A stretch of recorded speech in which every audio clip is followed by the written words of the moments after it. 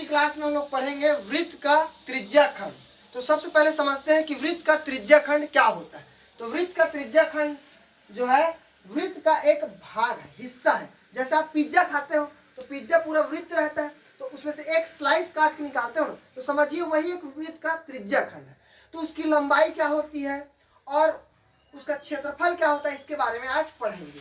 देखिए वृत्त का त्रिज्याखंड, ये दिख रहा है आपको डायग्राम में, चित्र में, यही वृत्त का क्या है, त्रिज्याखंड है। ठीक है, तो देखिए कोण बराबर चाप बटे त्रिज्या होता है। इसको याद रखिएगा कि जो कोण है वो चाप और त्रिज्या के अनुपात के बराबर होता है। ठीक है, तो चाप बराबर क्या होगा, कोण इंटू त्रिज्या हो जाएगा। ठीक है, ये भी याद रखिएगा।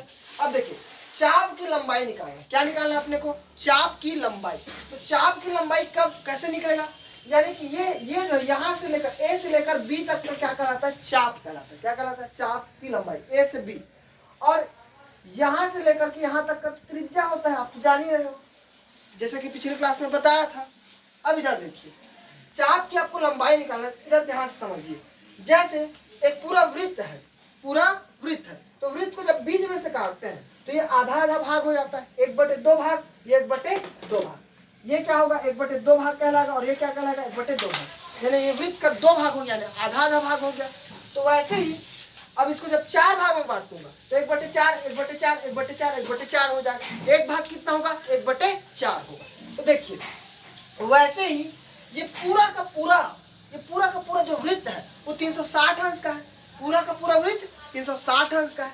तो अगर इतना कोण देखूंगा, ये कितना कोण, ये थीटा है, इतना कोण क्या है, थीटा है। तो अगर इसका मैं भिन्न के रूप में बदलूंगा, इस कोण को भिन्न के रूप में बदलूंगा, मान के चलो थीटा 60 अंश, मान के चलिए थीटा कितना है, 60 अंश है।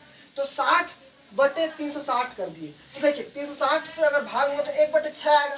मतलब मैं इसे क्या निकाल लिया, इसका हिस्सा कितना है पूरे वृत्त में, इसका हिस्सा कितना, यानी उस जो पिज्जा का स्लाइस है उसका कितना हिस्सा है पूरे वृत्त में, ये पता चल गया। अब उस हिस्सा मान के चलो, अब हमको जैसे कोण नहीं पता है तो थीटा/360 है, लेकिन अपने को पता है, जैसे देखिए 1/2 भाग है, तो इसका 1/2 भाग है, तो इतना से यहाँ से लेकर के यहाँ तक का अगर निकालेंगे तो कितना हो जाएगा, लंबाई 1/2 गुणित 2πr हो जाएगा, यानी 2 कर जाएगा और πr हो जाएगा। क्योंकि देखिए ये आधा है, पूरा परिधि क्या होता है 2πr, तो उसका आधा है πr हो जाएगा। वैसे ही 4 भाग करेंगे तो 2πr, उसका 1/4 हो जाएगा। ठीक है, तो वैसे ही अगर मान लीजिए थीटा/360 है तो उसका 2πr से गुणा करेंगे तो ये जो भाग है ये निकल जाएगा, ये हिस्सा निकल जाएगा। एक बार फिर समझिए, ये पूरा का पूरा वृत्त 2πr होता है, पूरा का पूरा वृत्त 2πr होता है। अगर उसको 2 भाग में बांट दे तो 1/2 भाग हो गया। अगर यहाँ से ये 2 भाग में बांटा तो यहाँ से यहाँ तक का एक स्लाइस का अगर मैं लंबाई निकालूंगा, उसका मान के चलो ये भी एक चाप ही है, इस चाप की अगर मैं लंबाई निकालूंगा तो पूरा 2πr होता है। अब उसको 2 से डिवाइड कर दूंगा तो πr हो जाएगा। कितना हो जाएगा, πr हो जाएगा।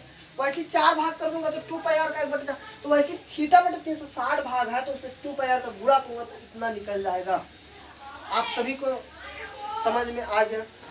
देखिए अब अगला देखिए त्रिज्याखंड का क्षेत्रफल। अब इसका पूरे का क्षेत्रफल निकालना है, तो क्षेत्रफल निकालने के लिए क्या करना है, सेम वही चीज, इसमें पूरे वृत्त का परिधि 2πr होता था।